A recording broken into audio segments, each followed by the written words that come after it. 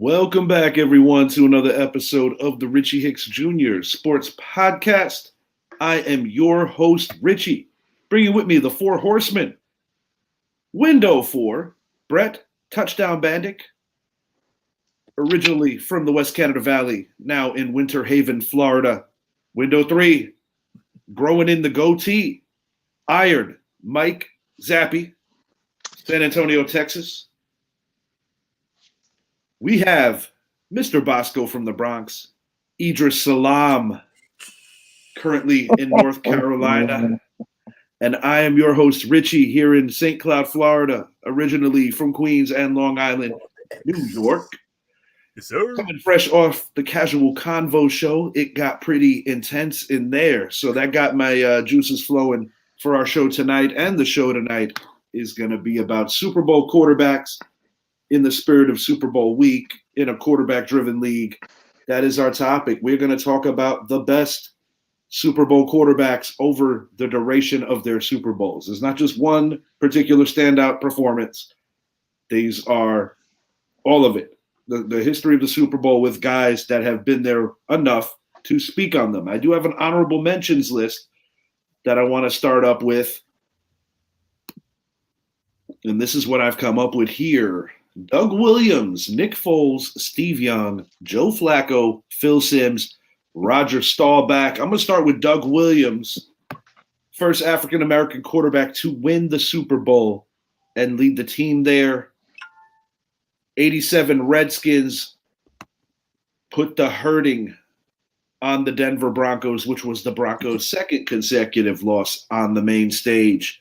Nick Foles, Brett knows this guy, in addition to completing the Philly special, he did come in for an injured Carson Wentz. And despite Tom Brady throwing for 5 football fields worth of yardage, the Philadelphia Eagles were able to win their first ever Super Bowl. Oh, I get that twice. Steve Young.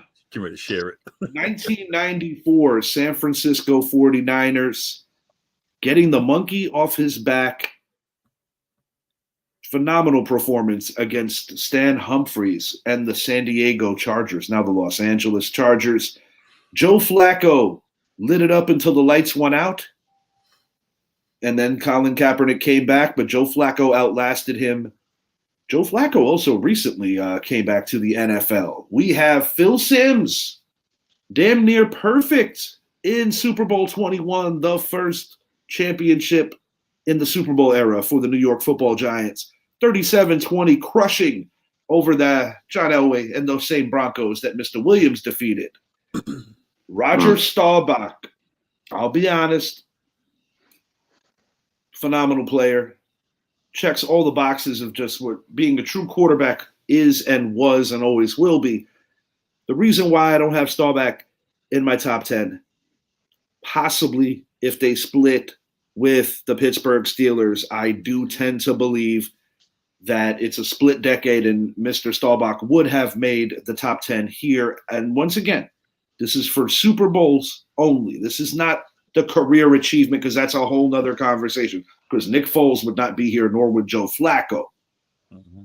With that said, fellas, chime in. Who did I miss? Who doesn't belong here? Chime in. My opinion, I don't know who the top 10 you have. We'll see, but I can tell you I'm putting Staubach in the top 10. I respect that. I'm doing that because even though they didn't beat the Steelers, I'm going by his performance, and he handled his business against Pittsburgh. You know, see what they did to them. He did his job. Jackie Smith lost that one game for them. Oh, yes, he did. Staubach could not have done a better job. And he went against the best defense of that decade, and he did what he did. So, and to catch Lynn Swann over Mark Washington twice, one going right down the field, one going down the sideline, I can't put that on Staubach because Staubach came back, took him right back down the field. So, I'm putting him in the top 10. I'm pretty sure there's somebody I'm going to take out like John Elway, most likely. I'm pretty sure he's in there. But I'm putting Staubach in the top 10. I like that. I didn't want to put the Homer hat on and put Staubach in there, but Staubach would be in my top 10 for that reason. Because while I was not born, I have seen the replays, the videos of the Super Bowl against the Steelers, and he did play good games in those. So I can't take anything from him because he doesn't play the other 21 positions on the field. You know, he did his part. But as you alluded to right now, there was a big reason why they didn't win one of those Super Bowls. Another guy that I think should get a mention, although he didn't have a great Super Bowl, he did take multiple teams to the Super Bowl, and that's Kurt Warner.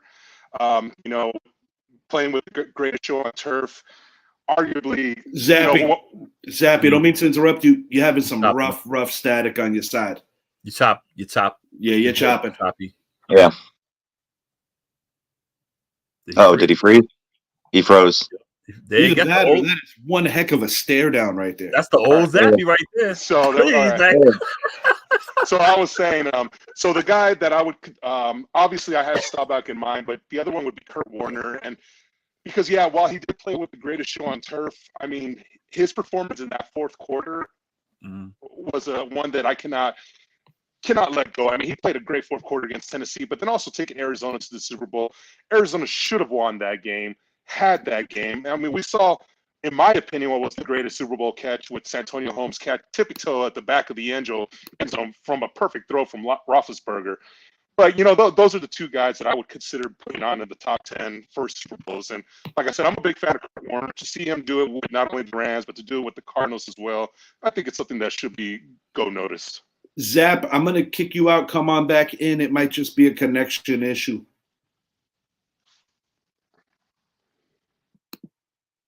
All right. Sorry about that, guys. I think it might just be a connection issue. Come on back. What are your thoughts, gents, on this list? I like the list. I kind of agree with the boys about putting, Staubach in the top 10, but once again, we haven't seen your top 10 list yet. What I would like to do is add Jim Kelly to that honorable mention. I mean, granted, he went to 4 Super Bowls in a row, but his first Super Bowl was probably the best that he's played against that ferocious Giants defense, and he actually did lead the team down the field for that game-winning kick. I would like to definitely add Jim Kelly to that honorable mentions for sure. I respect your opinion. This is my issue with adding Kelly.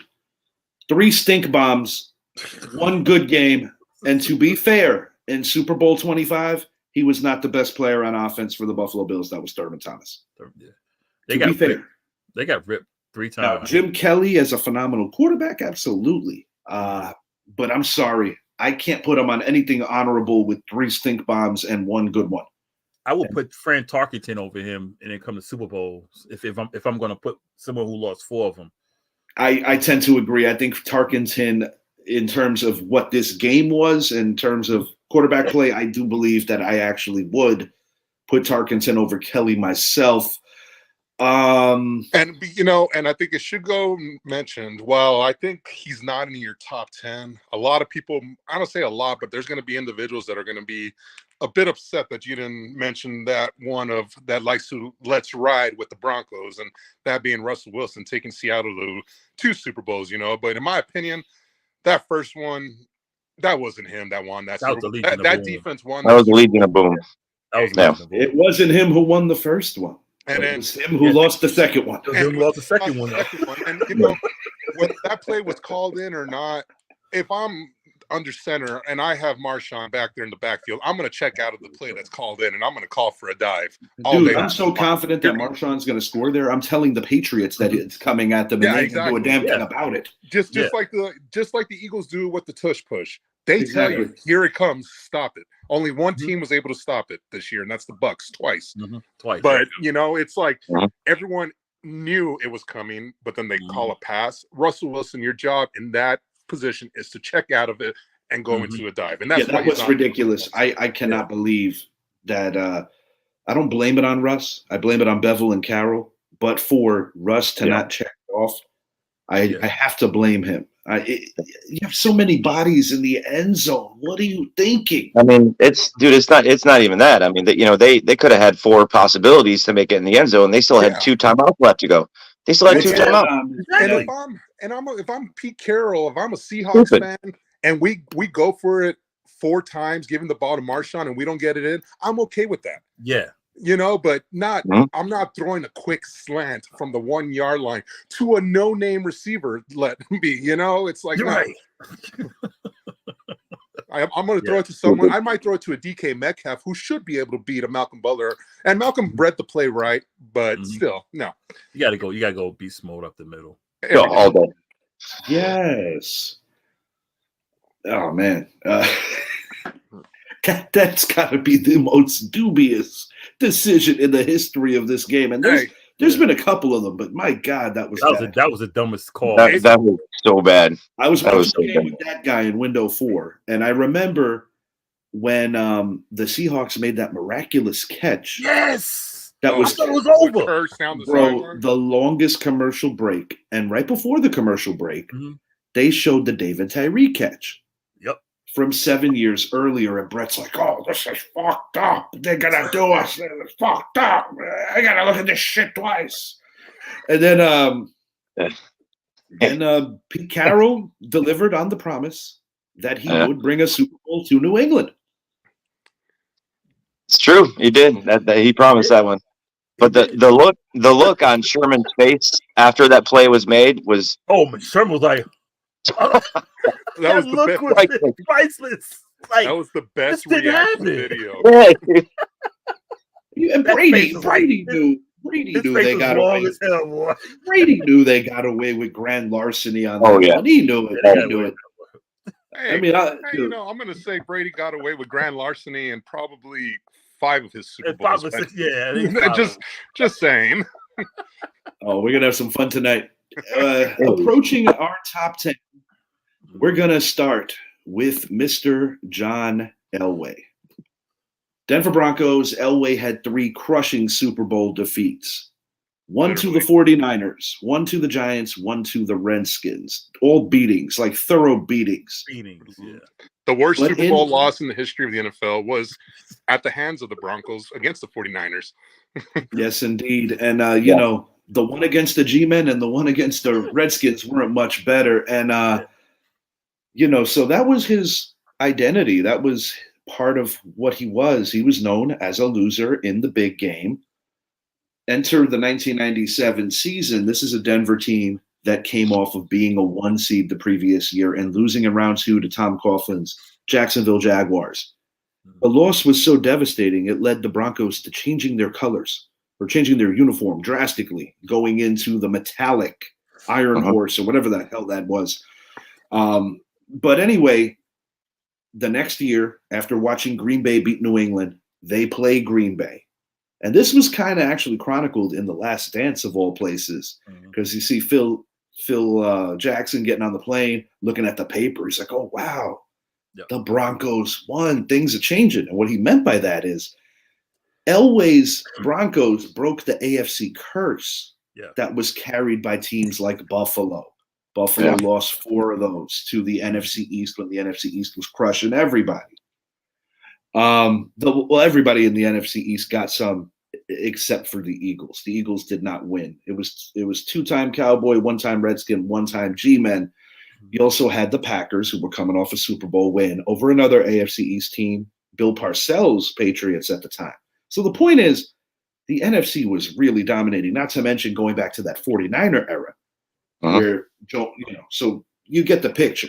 John Elway helped the AFC change the tide, because not only did he change the narrative about who he was as a player, enter next year, and he defeats his former coach, Dan Reeves. And a lot of people will remember the next season and say, damn, it was supposed to be the Minnesota Vikings and the Denver Broncos. That's the game that everybody wanted. Randy Moss set the league on fire that year. Randall Cunningham, career resurrection. Gary Anderson only missed 1 field goal that year, but he missed the worst one. He missed a field goal that could have sent him to the Super Bowl. You got to feel for guys like John Randall, guys like Jared Allen, Robert Smith, just wily veterans that deserved better. Mm-hmm. The Falcons had no business. And this is the other narrative thing. By John Elway beating his former coach, people will remember and look back at those Denver failures and say, you know what? Maybe it was Dan Reeves, because Mike Shanahan coached the 2 Super Bowl teams that Denver had. He was an assistant under Dan Reeves. So, a little bit of food for thought there. But John Elway, I still say the greatest moment of his career in terms of the eye test was the comeback in Cleveland, the drive. The drive, because that Cleveland team in '86 was very special, and I think they would have given the New York Giants much more trouble. Me personally, I think they would have beaten the Giants. They may have very well, and the Giants may have had to wait a few more years to get that first Super Bowl. But John Elway, I'll be honest, tremendous talent. I never liked him, but I'm not going to deny that he's a top 10 quarterback in this league, and literally in my list, number 10 in Super Bowls, because yes, he did go back to back. That kind of solidifies him in my top 10, but he ain't going to go higher than that after those 3 beatdowns. I'm like I said, I'm bumping him for Staubach. Yeah, I'm right there with Idris on that. If you look at the way they played Staubach did his job. Even in his 2 losses, like I said, he balled out. In Elway's losses, he got blasted. He played well in the one he won, but that was Terrell Davis. Yeah, that was. Oh yeah, Terrell Davis was amazing. And the second one, I give him a little more credit, but you take Terrell Davis off that team, he doesn't win a Super Bowl. I'm putting Staubach over Elway. Elway's numbers are pedestrian too. If you look at his numbers, well, we're talking Super Bowl still, okay. But if I'm basing those 2, who played better, I'm going Staubach. Yeah, it's Staubach. They each have 2 Super Bowl wins. Staubach's 2 losses were to the same team, to arguably the greatest 6-year stretch in NFL history, with the Steelers winning 4 of 6. And when I look at John Elway and the Broncos, and I think back, those first 3 were complete embarrassments. And that's not even including the other embarrassment that Elway was not a part of. That franchise was used to getting blown out, and it seemed like everything had to go correct, which it did. You talk about Bill Romanowski, Steve Atwater on the defensive side of the ball, and then you look at what TD did, Ed McCaffrey and Rod Smith on the offensive side, and not to mention Shannon Sharp. They had all the correct pieces where it was John Elway's game to lose. Right. He was supposed to win those 2 games against the Falcons, and especially against the Falcons, who should have not been there. And nothing against them, but should have been there. 15-1 Vikings. You miss your 1 field goal all year at the worst time of the year. I think if the Vikings make that Super Bowl, Elway doesn't get that second Super Bowl win. Sergio Rodriguez, welcome. Thanks for joining. Just keep in mind that Elway took severely above average teams to those Super Bowls. Yeah, I mean, Elway to me, in a lot of metrics, was a lot like Marino in terms of carrying, at least earlier. He got the help later in his career. But, you could even make the assimilation to a Peyton Manning with that same organization for so many years, carrying the Colts. His final year, he had to get carried to the finish line. Literally. But if you look at Staubach, when you think about them teams back there, who do you think about? Roger Staubach. Think of the Steelers. Roger Staubach. No, it's reasonable. And the funny thing is, like I said earlier, if that 96 team, this is the interesting thing about Denver, that 96 team was better than the 2 teams that won the Bowls. So were it not for the Jacksonville Jaguars, there is a distinct possibility you may have gotten Denver and Green Bay 2 consecutive years, because I got news for you. No offense, Brett. Those Patriots were not beating that Denver team in Mile High. I don't think so. No, I don't think so. Certainly don't think so. No, but I know I agree with the boys. I got to put Staubach at number 10. It's just, they're different eras, but I mean, I think the NFL kind of set it up. This one is for John. You know what I mean? Like after, you know what I mean? Like after he dove over that pile of defenders and spun halfway in the air and landed, you knew the game was done. you knew that's what the NFL wanted. Reggie You know, it White is what was it is. getting held all game. They Yeah, were treating White like he was Micah Parsons in his rookie year. yeah, like this past year. Right, yeah. But right. I mean, like you said, it was Elway's to lose, and he didn't expect, especially after that one play. That's when he knew that game was over. It was legit. It was in the bag. Gonna quote my late father, who was a diehard Packer fan. He was damn near about to break the TV. Like really, he was angry. But he said, "Oh, this is bullshit. He knows where the podium is." just gonna leave it on that. And he called him, a rabbit tooth. He got into it. Okay, Everybody talking about his teeth. Stay talking about his teeth. Okay, Bugs Elway. From Bugs Elway to Patrick Mahomes, Kansas City Chiefs. Mahomes is on the verge of a dynasty, fellas, as the Chiefs will be preparing for this Sunday against the Niners. He is 2-1 in the big game and has led the Chiefs to 6 consecutive AFC title games.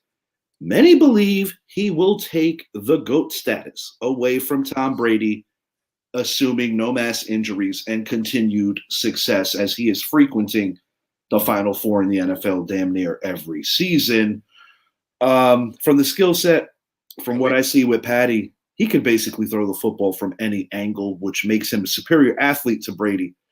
But I don't want to anoint him as the GOAT just yet because, at the end of the day, guys, well, you can make a case that a lot of guys were more talented than Tom Brady. Tom Brady was the ultimate winner. Yeah. He compensated for some of the physical limitations he had, whether it was with the football IQ or just with being that damn ready and prepared. Nobody was ever more prepared than Tom. That quick release, getting him out of trouble. And for a slow dude, he always managed to get those much-needed yards. Mm-hmm. As Patrick goes, similar to Tom, he's not afraid to make plays with his legs. He does, similar to other great quarterbacks in this league, whether it be Aaron Rodgers, Brett Favre, many others, Tom Brady. He has made a lot out of a little because he lost Tyreek Hill and went and won the Super Bowl. He's made guys like Kadarius Toney and MVS look better than they are. Yeah. And that's a sign of greatness. He is great. But having said that, my other thing about the whole GOAT thing is the eras. Mm-hmm. It's not as physical as it was in Brady's era. Then it's got more physical in Montana's era. Mm-hmm. Even more physical in the Bradshaw era and on and on. The 70s, I always tell people, this was the most violent era of any and all football. The 80s was pretty rough, as was the 90s, but the 70s was a different kind of thing. Mm-hmm. But Patrick Mahomes is super talented. I do believe that the best compliment I could give him is he's talented enough and smart enough to play in any era of professional football. Definitely. Number 9 on the list. If we do the show a couple of years from now, he might be number 3 on this list. But right now, number 9, and he's jumped quite a few people at number 9. And I'll be honest, there's a distinct possibility he could have his 3rd Lombardi trophy in a couple of days. Go ahead. And honestly, for me, I actually have him a little higher. I would be willing to put him ahead of guys like Troy Aikman and Peyton Manning, actually, and Eli Manning, assuming that those 3 are on your top 10. Just because you look at the fact that he's been in 6 AFC Championship games in a row. Ever since he becomes a starter, he's a part of the Final Four. That's a fact with him. But what he's able to do with the football, we've never seen before. Like you said, he could throw it from any angle. He could throw it behind his back if he wants to. I mean, the kid's incredible. Right. And when you look at the trajectory of where Aikman's career was at this point, where Brady's career was at this point, where all the other guys on this list, he's surpassing them already. He's already surpassing them. And then for that reason, I have him a lot higher. No, I'm not going to put him as the GOAT yet because he still has a long way to go. But he, in my opinion, already has a resume to be a first ballot Hall of Famer. And that, to me, goes a long way. I agree. In fact, depending on who's above Staubach and Mahomes, I might move those 2 up a little because I feel like with Eli, I love Eli, but I would put Staubach and Mahomes above him. So I'm pretty sure by the time we finish this, Mahomes will be around 6, Staubach will be around 7, or maybe even higher. I'm glad that you guys aren't agreeing with everything I put together. Bretsky, what do you think about my ranking of Patrick Mahomes? Yeah, I agree with the boys. Actually, I'd actually put him a little higher. I would put him at 6 or 7 at this point. Like you said, he might be getting a third Lombardi. To me, his greatest Super Bowl performance was actually last year. Playing against the Eagles, and he got that. He ran for that first down on that nearly broken ankle that he had. You know what I mean? So that's what makes him a winner. He's gonna be a winner, and he's gonna have a long career.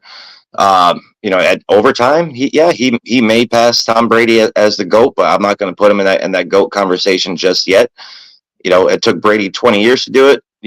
Mahomes has been in the league 6 years. It's longevity at this point. Well, But yeah. San Francisco that might have something to say about the whole GOAT debate. Oh, I agree. And the other thing with Patty, I got nothing against him, but if you look at the way I rank this, I do have a reverence for other eras because I feel that from a defensive standpoint, you could do more. Yeah. And while Patrick is definitely all that, part of the reason why I didn't push him higher is because I feel that he's doing this in an era where every rule is favoring the offense. Oh, 100%. Yeah. What we see consistently in these Pro Bowls, it ain't that far away on some metrics in the NFL, and it's a little depressing when I talk about it. And that. Not to get off subject, but this is something that's been talked about by former players where 10 years ago, they were saying 20 years from now, the NFL is not going to be what it once was. And now we see flag football in the Pro Bowl, where if you continue to, yes, I know the game is all about safety, 100%, I get it. But when you sign on for this, you understand what you're getting to. It's almost to the point where just make it flag then, because now it's, the defenders, what can they do? There's especially an edge rusher. They can't attack the quarterback anymore. Whatever. Yeah. That's why I put Staubach up there, because he was 70s, 80s, and he went against some damn, come on. He went against the Purple People Eaters. That Minnesota defense was crazy. He went against the Steel Curtain. He went against some guys that are knock your ass out. Indeed. At number 8, I've got Ben Roethlisberger. This might be a little controversial because of the fact that his first Super Bowl, even though he won the game, was truly horrendous. But I want people to think a little more about his heroics in the Arizona game. I want people to take into consideration how good Seattle's defense was when he played them. And he also put up quite a game against a very good Green Bay defense in 2010 in defeat. Ben Roethlisberger, to me, I would consider him the more responsible version of Josh Allen because he could bowl you over from a physicality standpoint, similar to what Josh Allen does, minus the careless picks. Ben threw him, but not like that. Ben's tolerance for pain is second to none. Tough through and through. When I saw him walk away from that motorcycle accident that could have claimed his life early in his career, I knew the kind of person and how tough Ben was. As a competitor, if you're going to knock on anything, and this is, once again, a Super Bowl thing, all 3 of his Super Bowl appearances happened without having to go through Tom Brady. He never beat Tom Brady in a playoff game. Nope. And if there's something to knock on, that would be it.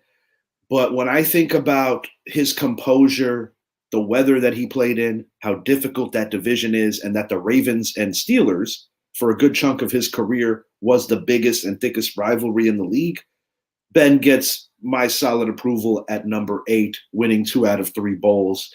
And if I'm going to take the fan hat off and just call it for the entire career, he is the best of the 3 that came out between Rivers and the man on my back right now, Eli Manning. Just the fan hat off, being fair, it's Ben. I'd still rather have Eli in the Super Bowl, though.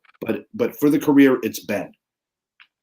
I'm moving number 10 and number 9 up above Ben for the same reason I've been saying. I feel 2-2 and with both quarterbacks in the Super Bowl. And like I said, with Staubach played in that era where you get your head cut off. Indeed. You know, and he went against two of the best defenses. You know, so I got to move 10 and 9 up. Yeah, I'm right there with Idris. I'm moving Staubach up. I'm definitely putting Mahomes ahead so far. Mm-hmm. And, you know, and like I said, I love the rankings so far. Yeah. But it is nice that we are all disagreeing. What the hell was that? Brett's gurgling over there. Oh yeah, that was a Black Label. Sorry about that, boys. I just want to make, I just want to make sure we didn't lose him altogether. That was a Black Label. No, I had Big Ben. I had Big Ben at number 9 actually on my list. Big Ben was on my number 9. Right ahead of Staubach. Okay, man. From Big Ben, the Steeler, to Troy Aikman, the Cowboy. I got Troy at 7. A lot of people are going to be like, why? Rewatch Dallas's first Super Bowl victory of the 90s. I think what people sometimes overlook with Troy is that he played in an era where quarterback stats were not going to be that sexy. And not to mention, when you have Emmitt Smith, that's also going to cut down on some of your statistical value. But Troy Aikman in crunch time, when you needed him to be that guy, he was all that and then some. And while you could make a case that Staubach and Romo probably are both more talented, Troy got it done. And you can make a case that those 49er teams that Troy beat and those Bills teams that Troy beat from a talent standpoint are right there with those 70s Steelers. I am confident when I say that Troy Aikman, one of only 2 quarterbacks to win 3 Super Bowls in 4 years, the other one is Tom Brady, deserves the 7 nod. I understand that Terry Bradshaw won 4 in 6 years. And I mean no disrespect to Terry, but he was not the quarterback that Troy was. The only reason why I have Terry ranked higher is because he still won 4 Super Bowls. So I'm contradicting myself. Now I'm talking for the career. For the career. I think Aikman's better than Bradshaw. For the Super Bowl, you win 4. I have no choice but to put you high. But Troy won 3, and taking into consideration, Jimmy Johnson left early. And not to mention, Troy he was kind of a Ben Roethlisberger. He take beatings. He certainly did. Keep on trucking. So finally, the 98 season when Romanowski got him on the sideline and he gets a concussion. And that's when the downfall started. It was a couple weeks after Irvin went down in Philly, right after Emmitt Smith dislocates his shoulder against Minnesota. You know, so there was multiple things that went wrong with Dallas, but going to those Super Bowl years, especially Super Bowl 27, Aikman was the MVP of that game. Yes, he was. He made some incredible throws in that game. You know, Super Bowl 28 against the Bills, that was more Emmitt Smith and the defense, but Aikman still had to make throws too at the same time, you know, and in Super Bowl 30, we could talk about that all we want, where, you know, there was a guy by the name of Larry Brown that texted Neil O'Donnell and said, "Hey, I'll be right over here. Just throw it to me and I'll run it right. Don't worry." Do it right to him. But yeah, no, I mean, you can't when you look at different eras. First of all, Aikman was a very accurate passer, and if he played in today's era where the game is a little faster, but the quarterbacks are more protected, he'd be hard. I mean, what would Dan Marino throw for in today's league? I mean, 5,000 every year. Recently. Oh my God, bro! With that quick release Marino had. That guy had the quickest release in the NFL, and today it'd probably be the same. It's truly a shame between, you know, not having the most elite defensive players by not having a prepared team when they played the 49ers. And for that damn Ray Finkel, you know, Dan Marino just always was in the wrong place at the wrong time, the isotoner man. And yes, he don't tip well. And yes, if you see him in public, he is a prick. And he does love to talk in the third person and talk about his wonderful tan and just talk about how great he is. Yeah. But you know what? Dan Marino was pretty fucking good, guys. Oh, with Paul's comment, Greasy won 2 in 3 years. Earl Morrall played most of the season. He played 11 games. Touche. Yeah. And Greasy came in during the playoffs. And the 72 team had a very favorable schedule. Yeah, I would actually give that to Earl Morrall. Yeah. I tend to agree there, Idris. I do tend to agree there. And no disrespect to Greasy, Morrall, or anybody else. Yeah. But the best quarterback that the Miami Dolphins will ever have and have ever had in my lifetime is number 13. Because he had no running game. No, he didn't. He had Bernie his arm. Parmalee? Come on, Bernie bro. Parmalee, Come my on, boy bro. John Avery, Come Astros on. own John Avery, I mean, his receivers. Kareem Abdul-Jabbar. He did have KGB or KAB, whatever his name was. KJB. KJB. OJ McDuffie. OJ McDuffie. Yeah. Boy, That's that's famous. Receivers. Okay. At number Yeah. 6, we have the bagger. Oh, by the way, Super Bowl MVP. Go ahead, Idris. that's where I stopped Staubach, right below Aikman. But I'm Man, still moving. Idris Mahomes is gonna, come into the favor of some of the Cowboy faithful. A fan base that I he love is Staubach. I'm not gonna lie. a fan base that he is truly enraged I over love the better Staubach. part of a decade. I love Staubach, But man. right now Idris is starting to mend the fences with some of the Dallas faithful. I love Staubach, man. But I think he's just below Aikman. I just, but I'll move Mahomes up. I should have never even mentioned Roger without putting him in the top 10. Kurt Warner, St. Louis Rams, and Arizona The Cardinals. Dodger, man. The undrafted bagger turned NFL MVP is one of the greatest and improbable stories in NFL history. Warner won the Super Bowl in his final year of the century and took home MVP honors. He lost to the great Tom Brady 2 years later. There was a couple of other variables that potentially may have had a contribution to that upset of the greatest show on turf. Talk to Marshall Falk about it, boys. With that upset, and this is just me wholeheartedly, what I think is because it wasn't Dick Vermeil. I believe Vermeil was the head coach of that. Mike Martz was not the coach that Dick Vermeil was. I completely agree with that. Rams afterwards. Mm-hmm. And he and the other thing with Mike Martz, he never wanted Kurt Warner. No, and he wanted Trey Green. Was his OC. It's like it doesn't make sense. You want Mark Bulger because you believed in it? No, that if it was Dick Vermeil leading that team during the second run, they're winning that Super Bowl, and it's possible that they win the year after they won, and they would have had a three-peat. They're one of those teams. But think Mike Martz for one person. Fitz Magic. One of the best beards. One of the best beards in the history of beards. Bretsky, anything you want to add to Kurt Warner before we move it along to number 5? Yeah, no, I had Kurt at number 7, so I mean it's actually pretty close. I love, it's a true underdog story. Great guy. I met him in person actually. Him and his wife, they're both amazing people. They do amazing things for the community and for kids in needs and everything. So, I actually had him at number 7. I was going to put him at number 5 just because he's a really good guy, but you know what I mean? Like we're talking Super Bowl quarterbacks here, so I have him at number 7 on my list. So that's pretty accurate for the most part. I'm putting Mahomes over him. I'd have Mahomes ahead of Warner too. I think Mahomes would probably sit in right at 5 for me. That sounds like a great story, and I respect both of you. But I'm actually putting Warner down low, and I'm putting Staubach over him. This is my thing. Has Patrick Mahomes ever gotten hit like Kurt Warner has? Oh my God! You ain't talk about that hit. Warner was in the wrong place at the wrong time. In the wrong state.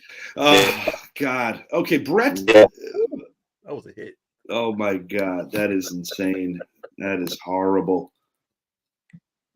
Yeah, I had Kurt at 7. So at number 5, I think this is a fair ranking for him because he is the original winner and the first leader of a dynasty in the NFL. Bart Starr, the original winner of Super Sunday and the last champion of the old NFL. That's pre-merger. If the merger happened a little earlier, I think Bart Starr would be higher on this list.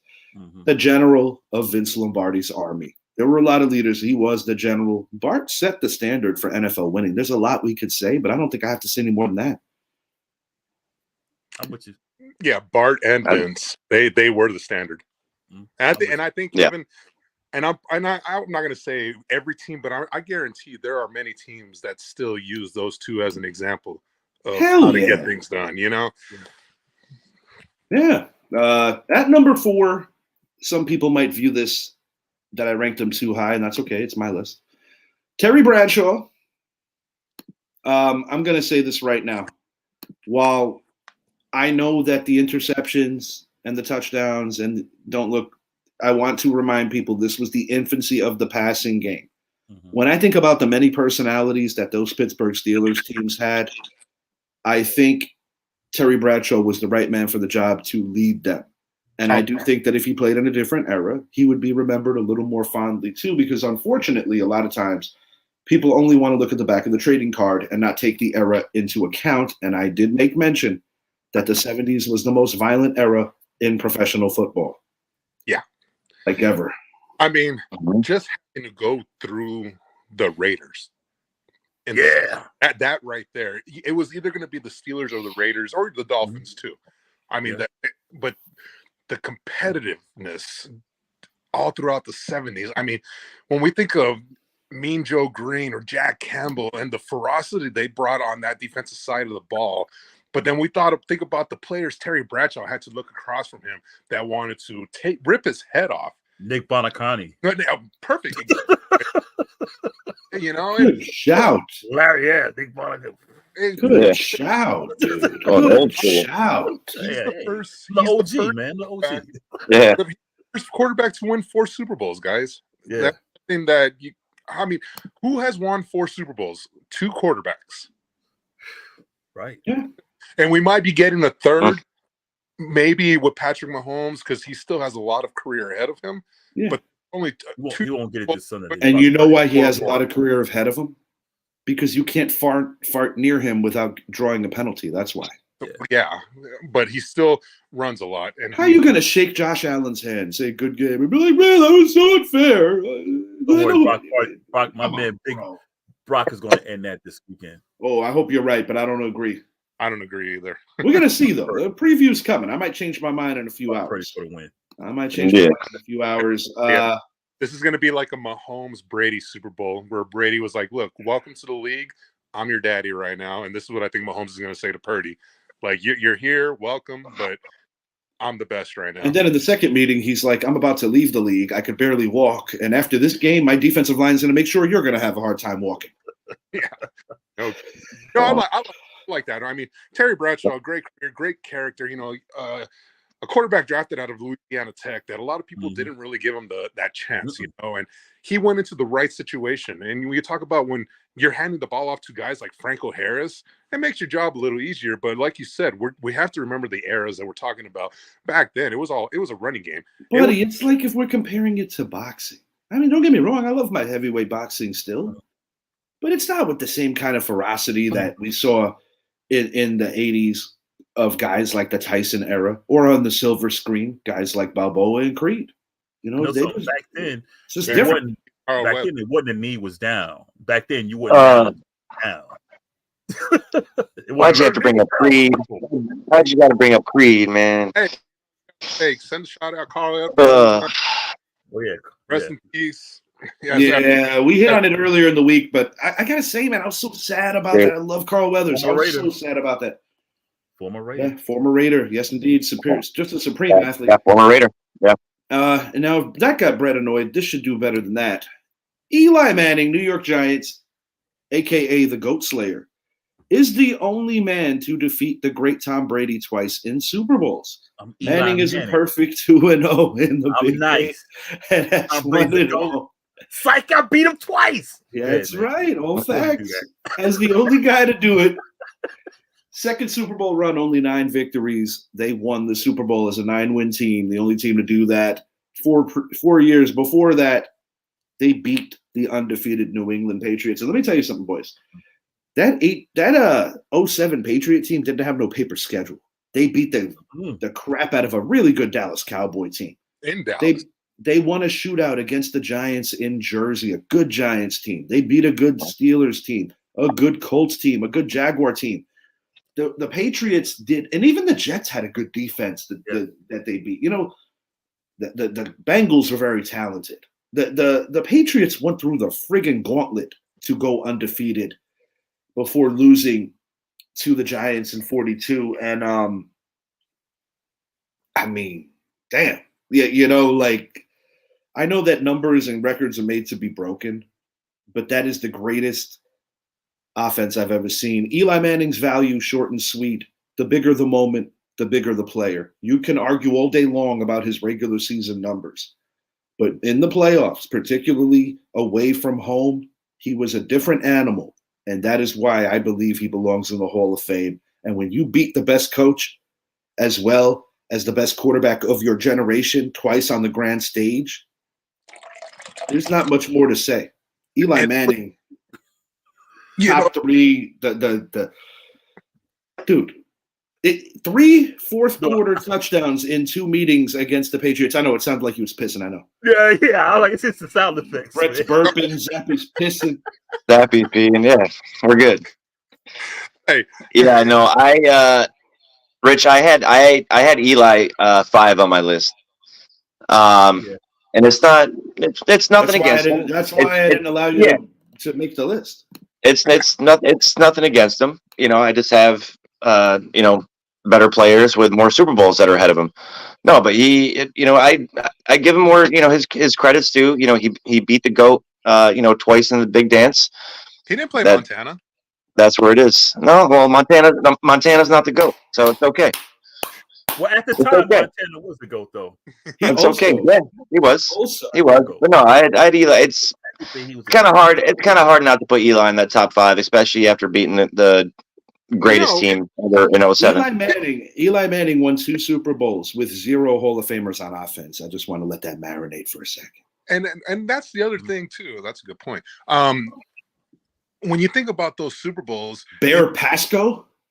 that Giants team was to get beat. I think they were 10-point underdogs going into Super Bowl Sunday in 2007. And but what the thing is, the Giants in that Week 17 game, 38-35 was the final score. The Giants put the blueprint out there for the Chargers, the Jaguars, on how to beat Tom Brady and the Patriots in the playoffs. And then when it came to the Super Bowl time, Eli didn't beat Tom playing Tom's game. They played Eli's game, and that's what makes it even more special. The highest scoring offense in NFL history was shut down to 1 touchdown in that game. Very reminiscent of when they played Buffalo and knew how to keep that offense off the field. But if there's 2 things we just brings a smile to my face. Whatever, dude. All season long, Eli would always trip over his feet, and of course, he gets out of a freaking sack with 10 guys around him. You know what he trips over now? Throws it in the middle of the field. You know what he trips over now? 2 Lombardi trophies. No, what he does. I'm flipping him in Bradshaw though. Yeah, I have Bradshaw. I'm flipping him and Bradshaw. I'm going Bradshaw 3. Eli. But but no, he's got 2 of the greatest throws in Super Bowl history. For one, the one to David Tyree, the bubblegum helmet catch that still Manningham catch with something. But the Mario Manningham catch on the sideline, throwing it pretty much from that was an incredible play right there by Eli. Eli had Super Bowl moments that make quarterbacks great. Not every quarterback has had those Super Bowl moments. Eli has had them in each opportunity he has played in the Super Bowl. He has had that moment and he has grabbed it and achieved. That's why when I look at a guy like Eli Manning, and if we're talking about quarterbacks in general, Eli wouldn't be in my top 10. But we're talking about Super Bowl quarterbacks, guys that show up when the lights are the absolute brightest. Eli did. Then you can't take that away from him. You can hate him because of his regular season stats. You can hate the fact that he was pretty much 350 interceptions, touchdowns. You could just hate him because of his You could just hate him because of his impenetrable bars. Yeah, but hey, greatest rapper alive right there. But no, but what he did, stopping the New England Patriots in 2007, a team that a lot of people thought it was going to be Dallas and New England. Then you guys went. Yeah, you guys were the 1 seed that year, and by losing to us, we ended up going to Green Bay because there's a lot of variables. Might have been a shootout, Dallas and New England. That might have been. Oh yeah. The first one was what happened in the regular season meeting. Yeah. The difference is we didn't have the defense. We had a defense, but we didn't have what you guys had with a Justin Tugg, Michael Strahan, those guys. I don't even know if OC was a part of the first one. He was. He was. He recorded 6 sacks against Philly earlier in the year. You guys were able to pressure the quarterbacks at the most important time. That's what you did against Romo, but Eli still had to make the throws, and that's the problem that people are forgetting to realize is, the Giants had a good defense. Yeah, they showed up during the playoffs. Yeah, they played phenomenal. And I get mad at people that remember history like that. I'm like, did the defense drive us down the field to take 3 fourth-quarter leads in 2 different Super Bowls? Now we're going to get to the creme de la creme of quarterbacks in this game. I got 2 guys at number 1, and I'm going to let some people debate. All right, I stand corrected. So there's 3 quarterbacks that have won 4 Super Bowls, not 2. We got Joe Montana, and we have Tom Brady. Tom Brady, and we have Joe Montana. Oh, I'm going to say this right now. You know how a lot of people talk about LeBron and LeBron. Jesus, forgive me. Kobe and Michael, and how you could literally switch jerseys and they're almost the same player. Mm-hmm. A lot of metrics. That's the way that I've always looked at Tom Brady and Joe Montana. Tom Brady is 70% going to the Super Bowl in 10 appearances. Joe Montana is 4 for 4. I do believe that if you flip the eras, maybe Brady doesn't play the 23 years, and maybe Montana plays more than 15 or so. Mm-hmm. But my bottom line here with both these players, and mind you, Montana missed a lot of those years too. Mm-hmm. Never threw an interception in the Super Bowl either. My bottom line is, you flip the eras, it's the same player. But if I have to just pick one out of the 2, to me, it's Montana. And I'll tell you why. I honestly believe that Joe Montana went through better teams in the Super Bowls. That's just my opinion. It doesn't mean that I'm right. It's just my opinion. And he crushed people in Super Bowls and also had the 2-minute worthy stuff as well in the 2 Cincy games. Joe Montana never had to rely on a kicker in a Super Bowl. That is my bottom line. And there ain't no knock on Tom Brady. I'm just giving you revisionist history. Most of Brady's victories were by 1 score, win or lose. Montana crushed Marino's team. He crushed Elway's team. Yeah. And against 2 very good Bengals teams, he showed why he got the name Joe Cool. And don't get me wrong. And in those, he won by 4 points and 5 points. Yeah, you could make an argument with Tom Brady about, holy shit, he came back from 25, and that's pretty fucking amazing. But I'm like, I can't see Joe Montana ever being down by 25. That's just me, though. Great quarterback. It's like the argument with Jordan and LeBron. Jordan never got into that situation where he had to worry. Yeah, like Jordan, it's always like that funny meme, like, what's a game 7? Yeah, he's like, at the end of the day, win no problem. We're going to win this game. We don't have to come back. I don't have a horse in this race because my bottom line is my team has won 4 Super Bowls, and we had to go through each of these guys twice.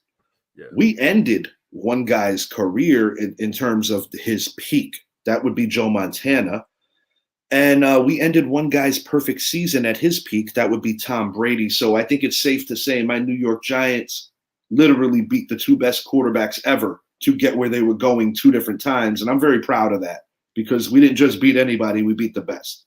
And let me guys this that. All right, so for me, I have Montana number 1, Brady number 2, for the reasons being that for the first 3 Super Bowls of Brady's career was Adam Vinatieri, 3-point wins, field goal at the end of the game. And we talk about the Rams game, for example, probably the worst Super Bowl I've ever watched, but Brady still won. And the Seattle one. Pardon me, gentlemen. I don't mean to cut you. I just want to address this really quick. I appreciate you contributing, Paul, on the show tonight, but I got to disagree with you. Brady went to a ready-made team that was ready to win a Super Bowl. He brought along the greatest tight end. They had a phenomenal defense. Kansas City was a fringe playoff team before Montana got there. That's my comparison on that situation. Sorry, Zap, continue. No, and I was going to use that example as a matter of fact. But what I was going to say is, what's to say that if Montana doesn't leave the 49ers, he doesn't have 5 or maybe even 6 Super Bowl victories, you know? And it's nothing against... If the Giants don't hurt him. Yeah. If the Giants don't hurt him, it's quite possible that... Because when in Super Bowl 29, everyone wanted to see the Niners versus the Chiefs. Montana versus Young. Everybody wanted that game. Mm-hmm. We almost got it, but we didn't. But the fact of the matter is, Montana was still relevant at that time. Yep. And I have to think that if he was to miss in 2 years, part of the Niners, that they would have probably got 2 more with Montana. And I'll be honest, fellas, he won 2 without Jerry Rice. That's another thing that people forget about. Before Jerry Rice even got there. Exactly. He was already a 2-time champion. There's a lot of variables Gretzky. for this one. There's a lot of variables for this one, but I personally I have Montana ahead because when I think of this 49er team, I think of, all right, first of all, John Elway, who was in your top 10, 55-10. He pushed him. And then he had to play Boomer Esiason. He beat the Bengals 26-21 in his first Super Bowl, and I think, what was it, 20-16? 2016. So, and then he had another, like, Montana showed up. He'd go out there and throw. It literally, Super Bowl 29, the only thing I can ever think about that Super Bowl is the replay of players taking the monkey off of Steve Young's back. Yeah. I've had to have done that with a guy like Montana. Then, to be fair, the Super Bowl was already won when they beat the Cowboys, because in that era, That was the NFC title The game Cowboys was the Super Bowl. Yeah, you know what? And also, like, I would say Brady is the biggest winner. Yeah, But no doubt. if I'm looking at the field, what did they do on the field? Montana never threw an interception in the Super Bowl.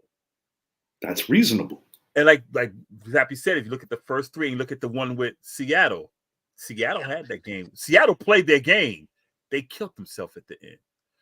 The game with Vinatieri, with his kicks. I mean, and it's not to take nothing against Brady, but those first couple of Super Bowls, Brady was just all right. He wasn't all that. He had the drives. I'll give him that. He had the drive.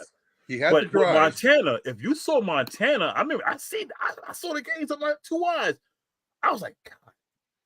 Yeah, it's a really close one, but it's a close one. But for me, And honestly, I don't think there's a wrong answer. I'm just giving you my opinion. No. I wouldn't argue with nobody with someone saying Brady's the best. I would go with Montana just by the eye test of what I've seen on the field. I'm going to say this. If it's a career thing, it's Brady. Oh, it's Brady. I give it to Brady if it's a career thing. It's Brady. The Super Bowl game itself, that's what this show's about. At least for me, it's Montana. Bretsky, you're bursting over there. Go ahead. But one last thing. No, I'm not. No. Brady is his best performance was in a losing effort. That is a good point. I said it earlier. He threw for 5 football fields, 500 yards. That was the best game I think I ever saw Tom Brady play. Unfortunately, his defense didn't show up with him because that was a phenomenal game Brady played. Brett, go ahead. Yeah, like boys, I'm not pissed with the opinions at all. Look, I mean, we're talking about 2 legends, Hall of Famers, true professionals. Brady, I grew up watching Montana as well, and then that followed into Brady. We've been very blessed and fortunate to watch all these guys play the game that we love. But I'm still I still got to go with Montana at number 2. I'm gonna put my boy Brady at the top just because of the 7 rings. You know what I mean? Like he's a true warrior. He's a true professional. He's the ultimate competitor. It is what it is. And granted, yes, he had the best coach of all time, but then again, so did Joe Montana. You know what I mean? So, these guys both had a lot of help and they had a lot of support, but at the end of the day, they still had to be the ones to make the throws. So, but I'm still taking Brady all day in this. He's number 1. He's the GOAT until he goes off the cliff. I got to ask you this, boys, before we get out of here. We're coming up on the 2-minute mark. Mm-hmm. There was a lot of matchups, like Zappy said. Man, I wish I would have seen Montana and Young, and I think all of us share his sentiment, unless if you're a Buffalo or a Dallas fan at the time. But this is interesting. We almost a couple of times got Aaron Rodgers versus Tom Brady. Unfortunately, we didn't. And another one that we unfortunately didn't get. Well, let's start there. Brady versus Rodgers. 2011 is a good place to start. Mm-hmm. Packers were 15-1 that year. There was a couple of other ones. I guess what I'm saying is, how do you think it would have played out if they crossed paths? 90 seconds, boys. I think they 2011. Yeah, 2011 and I don't know, say 14 when the Seahawks got in. Those are 2 reasonable comparisons. They split. With the Packers winning 11 and the Patriots winning 14? Yeah. I tend to agree. I think that's a reasonable take. Yeah. I agree. I think that's a reasonable take. I do agree with that, actually.